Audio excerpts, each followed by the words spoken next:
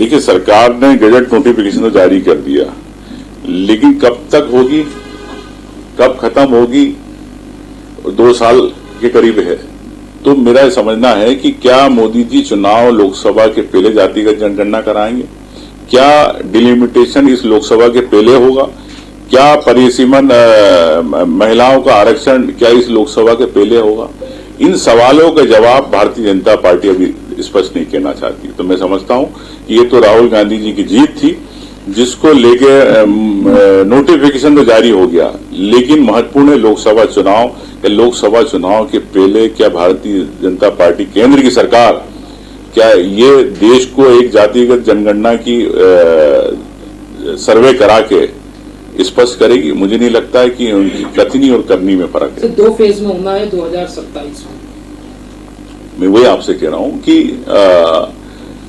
कोई भी योजना बनती है, जरूरी नहीं कि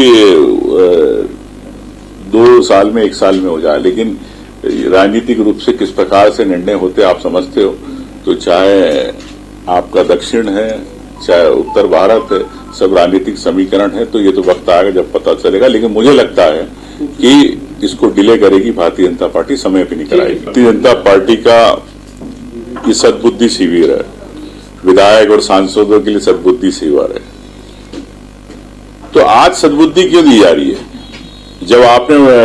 जब आप मंत्री बनाते हैं तो क्या आप उस समय इनके विवेक, इनकी योग्यता को आपने नहीं देखा? क्या आपने जब विधायक की टिकट दी, जब आपने इनकी योग्यता नहीं देखी? तो आज भारतीय जनता पार्टी को अगर कहना पड़ रहा है कि विधायक और मंत्री सोच समझ के बोले, तो या तो ये अज्ञानी है या फिर ज्यादा ये सत्ता और संगठन के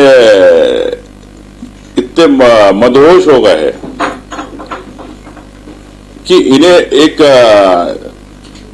छोटा जनता जो है, प्रदेश की जनता, मैं समझता हूं कि उनकी भावनाओं से ऊपर होकर भारतीय जनता पार्टी जो बात कर रही है, और भारतीय जनता पार्टी अब गुरूर में है, सत्ता के गुरूर में।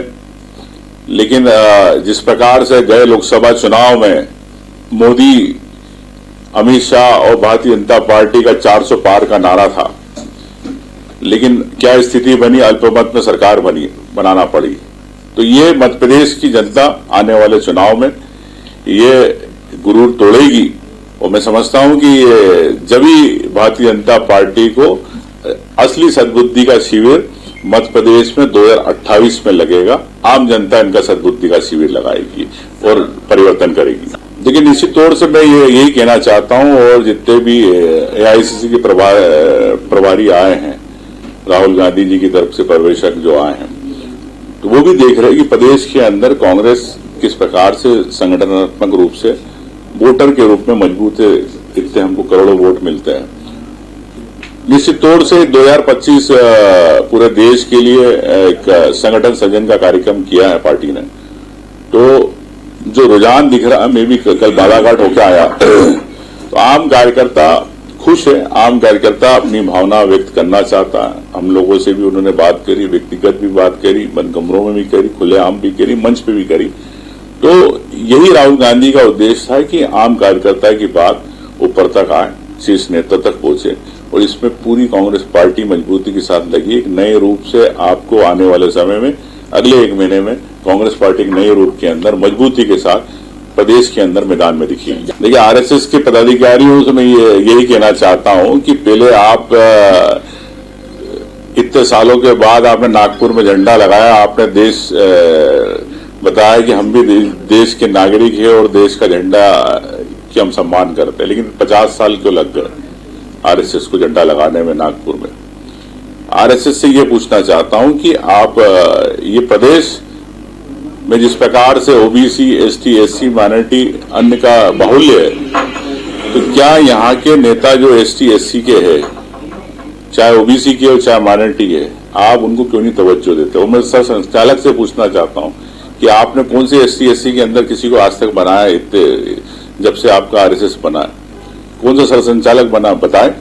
आप इनके वोट तो लेना चाहते हो मध्य प्रदेश में आके नागपुर से, लेकिन आप इनकी बात नहीं करना चाहते हो। आपकी सरकार केंद्र में बैठी है, शिविर की में कई नेता मंत्री आ रहे, केंद्रीय मंत्री, तो क्या वहां से पैसा आ रहा? जल जीवन मिशन में जो घोटाला, इस पे क्या भारतीय जनता पार्टी, जो आम जनता को पानी नहीं मिल रहा, त्राही त्राही हो रहा, पूरा गर्मी की स्थिति बनी है, तो क्यों नहीं पानी मिल रहा? क्या मोदी जी और मोहन यादव जी से पूछना चाहता हूं कि आप क्यों नहीं पानी दे पा रहे? क्या आरएसएस ये पूछेगी दोनों मुख्यमंत्री और प्रधानमंत्री से? क्या आरएसएस ये पूछेगी कि किसान की आय दुगनी हुई कि नहीं हुई देश में, प्रदेश में? क्या आरएसएस पूछेगी? क्या युवाओं को नौकरी मिली कि नहीं, ये क्या पूछेगी आरएसएस? क्या ये आरएसएस पूछेगी कि जो मध्यम वर्गीय परिवार है, जिनके उद्योग चलते, छोटे छोटे लघु उद्योग चलते हैं, आज के प्रदेश के अंदर उदाहरण देना चाहता हूं, फार्मा इंडस्ट्री के अंदर छोटी लघु उद्योग 500 में से सिर्फ 100 बची है, तो क्या आरएसएस पूछेगी क्यों लघु उद्योग यहाँ प्रदेश में खत्म होते जा रहे हैं? तो मैं समझता हूं कि सिर्फ आरएसएस धर्म की बात करती है, डिवाइड एंड रूल की बात करती है, सिर्फ चुनाव में जय जय सियाराम की बात करेंगे और धर्म के में लोगों को बांटेंगे। लेकिन मैं ये कहता हूं कि इस धर्म में सबकी आस्था है। आप विकास की बात कीजिए, आप महंगाई की कैसे कम हो इसकी बात करें। मैं समझता हूं कि इस शिविर से कोई नई बात निकले ठीक है, नहीं तो यही धर्म का पाठ पढ़ा के सबको भेज दिया जाएगा क्षेत्र में काम करने। ये है बीजेपी के शिविर की एजेंडा।